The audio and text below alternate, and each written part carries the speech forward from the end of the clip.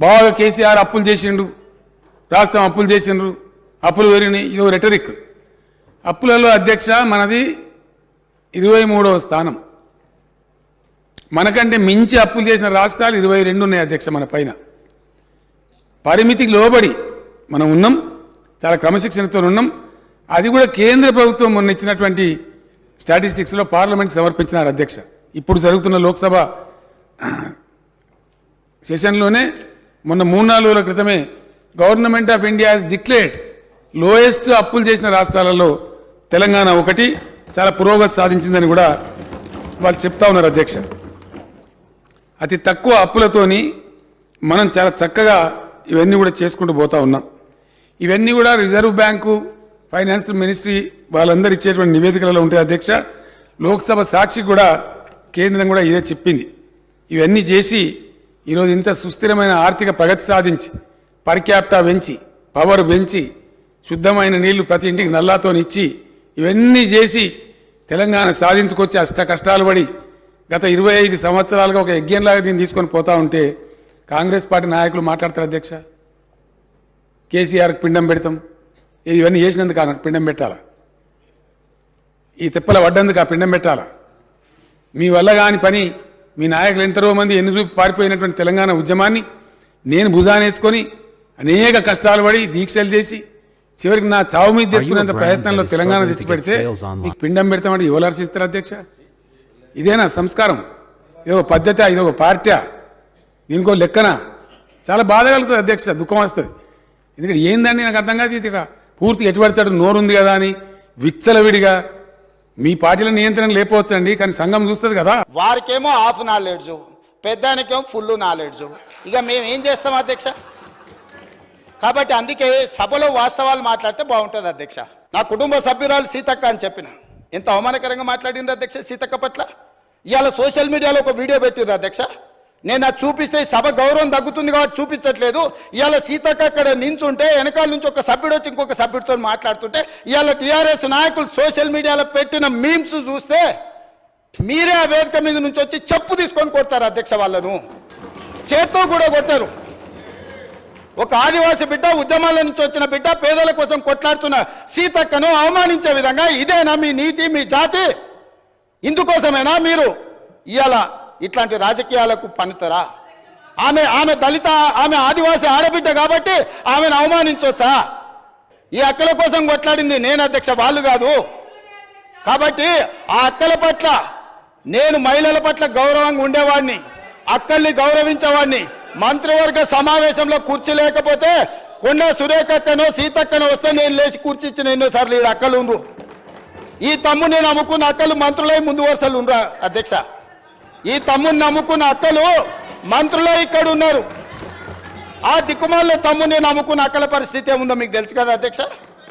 సొంత చెల్లెలు జైల్లో ఉంది అధ్యక్ష. ఆ చెల్లె గురించి మాట్లాడారు. కానీ ఇవాళ రైతు రుణమాఫీని దెబ్బతీయడానికి, స్కిల్ యూనివర్సిటీ ఆలోచనను నిరుద్యోగ యువకులకు ఉపయోగపడకుండా అడ్డుకోవడానికి, ఇవాళ మా మాదిగల సోదరుల ఆకాంక్షను నెరవేర్చడానికి ప్రయత్నం చేస్తే సభకు రారు అధ్యక్ష. ఇంతకుముందు మా సభ్యుడు బాగా చెప్పిండు అధ్యక్ష. ఒకనాడు దళితుని ముఖ్యమంత్రిని చేస్తా అని మోసగించిండు, ఉప ముఖ్యమంత్రి ఇచ్చి బర్తరఫ్ చేసిండు. అట్లాంటి పరిస్థితుల్లో శ్రీమతి సోనియా గాంధీ గారు శ్రీ మల్లికార్జున్ ఖర్గే గారిని జాతీయ అధ్యక్షుని చేసింది అధ్యక్ష.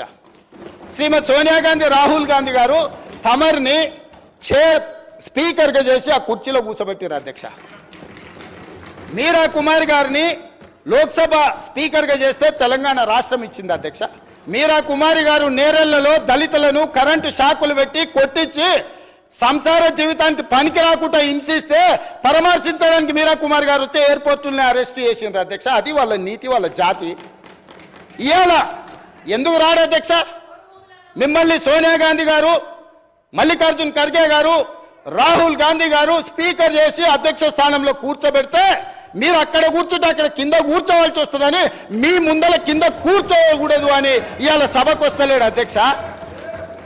ఏ దళితునైతే ముఖ్యమంత్రిని చేస్తాను దళితులను మోసగించిండో, ఏ దళితుని ఉప ముఖ్యమంత్రిగా చేసి అకారణంగా బర్తరఫ్ చేసిండో, ఇవాళ వాళ్ళను అవమానించిన చంద్రశేఖరరావు మైకులో మాట్లాడాలంటే ఒక దళిత బిడ్డను లేచి అధ్యక్ష నాకు మైక్ ఇవ్వు అని అడుక్కునే పరిస్థితి కాంగ్రెస్ తీసుకొచ్చింది అధ్యక్ష. అది కాంగ్రెస్ గురించి మాట్లాడే అర్హత మీకెక్కడుందని నేను అడుగుతున్నా. కాంగ్రెస్ గురించి మాట్లాడే నీతి జాతి సింగిల్ విండో డైరెక్టర్ పోస్టు చంద్రశేఖరరావుకి ఎవరిచ్చారు అధ్యక్ష? కాంగ్రెస్ పార్టీ ఇచ్చింది. కాంగ్రెస్ సింగిల్ విండో డైరెక్టర్ ఇస్తే ఓడిపోయింది అధ్యక్ష. ఓడిపోయినా కూడా సింగిల్ విండో చైర్మన్ చేసిన మదన్ మోహన్ గారు. కాంగ్రెస్ రాజకీయ జీవితం పెట్టిందే వాళ్ళ కాంగ్రెస్. హరీష్ రావు గారు ఏముండే అధ్యక్ష? వార్డు మెంబర్ ఉండేనా? మీరు ఉన్నారు కదా ఆ రోజు ఎమ్మెల్యేగా. ఎమ్మెల్యే వార్డు మెంబర్ లేని హరీష్ రావును రాష్ట్ర మంత్రిగా చేసింది రాజశేఖర రెడ్డి కాంగ్రెస్ పార్టీ కాదా అధ్యక్ష? ఇంతకంటే హీనమైన చరిత్ర ఎవరికన్నా ఉంటుందా అధ్యక్ష?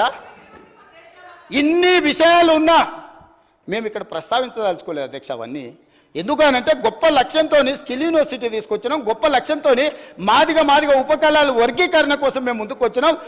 గొప్ప లక్ష్యంతో రైతు రుణమాఫీ చేసి రైతులను ఆదుకొని రుణ విముక్తులను చేసి తలెత్తుకొని ఆత్మగౌరవంతో రైతులు తిరిగే విధంగా ఇవాళ ముందుకు తీసుకెళ్లాలి రైతులను. మేము వస్తే వచ్చిన కాడి నుంచి మైక్ ఇస్తేనేమో శాపనార్థాలు, మైక్ ఇవ్వకపోతేనేమో పోడియంలా మొత్తం సమయం తీయండి అధ్యక్ష. ఎన్ని గంటలు మాట్లాడినరో మీరు చూడండి అధ్యక్ష. ఎందుకు నడిపిండ్రు అధ్యక్ష? మీరు అర్ధరాత్రి వరకు 3:30 వరకు వాళ్ళకి మైక్ ఎన్నికనే కదా అధ్యక్ష. ఇది మీ గొప్పతనం కాదా? గతంలో బడ్జెట్తో పాటు గ్రాంట్స్ కానీ డిమాండ్స్ కానీ గిలిటన్ చేసి పాస్ చేసుకొని పోలేదా అధ్యక్ష? 5 సంవత్సరాలు నేను ఎమ్మెల్యేగా ఉంటే ఏ ఒక్కరోజు అక్కడ నిలబడనియలేదు అధ్యక్ష. లోపలికి వచ్చినంబడే మార్షల్స్ని పెట్టి గొర్రెలు నీడ్చినట్టు ఈడ్చి బజార్లో పడేసిండు అధ్యక్ష. మా సోదరుడు కోమటిరెడ్డి వెంకటరెడ్డి గారిని, మా మిత్రుడు సంపత్ కుమార్ గారిని శాసనసభ సభ్యత్వాలు రద్దు చేసి అన్యాయంగా చేయని శిక్షకు వాళ్ళను ఉరేసిండ్రు అధ్యక్ష. మేము అట్లా ప్రవర్తించినామా అధ్యక్ష? వాళ్ళు ఎంతసేపు అడిగితే అంతసేపు ధర్నా చేయనిచ్చినాం, అడిగి మాట్లాడినంతసేపు మైక్ ఇచ్చినాం, మంచి పనులకు సహకరించమని అడిగినాం. కాబట్టి ఇప్పటికైనా అధ్యక్ష పెద్ద మనసు చేసుకొని అక్కలు ఇక్కడ ఉన్నారు. ఇవాళ నిరుద్యోగ యువకులు మీ తమ్ముళ్ళు మీ పిల్లలు. కాబట్టి ఇప్పటికైనా ఇట్లా నిలబడి నిరసన తెలుపుడు కాదు. ఇట్లా నిలబడి నిరసన తెలపడం వల్ల అక్క మీకు మంచి పేరు రాదు. చెడ్డోని 10 ఇచ్చి వదిలించుకోవాలి, మంచోని 10 ఇచ్చి సావాసం చేయాలంటారు. అట్లాంటి వాళ్ళ సావాసం పనికిరాదు అక్క. నేను ఇప్పటికి కూడా చెప్తున్నా, మీరు బయట వాళ్ళు కాదు, మీరు మా అక్కలు, మా కుటుంబ సభ్యులు. మీ మంచి కోసం చెప్తున్నా, అక్కల క్షేమం కోరుకునే తమ్ముడుగా నేను చెప్తున్నా. నేను సమాజాన్ని చాలా చూసిన, చాలా కింది నుంచి వచ్చిన, గ్రామీణ ప్రాంతం నుంచి వచ్చిన, ఉమ్మడి కుటుంబం నుంచి వచ్చిన, నాకు అక్క చెల్లెళ్ళు అక్కలను అవమానించేంత నీచమైన జాతి నాది కాదు అధ్యక్ష. చెల్లెలు జైళ్ళు ఉంటే రాజకీయాల కోసం బజార్లలో తిరగటోని కాదు అధ్యక్ష నేను. అందుకే అక్కలతో పాటు వాళ్ళకు కూడా నేను విజ్ఞప్తి చేస్తున్నా, రైతు రుణమాఫీని అభినందించండి.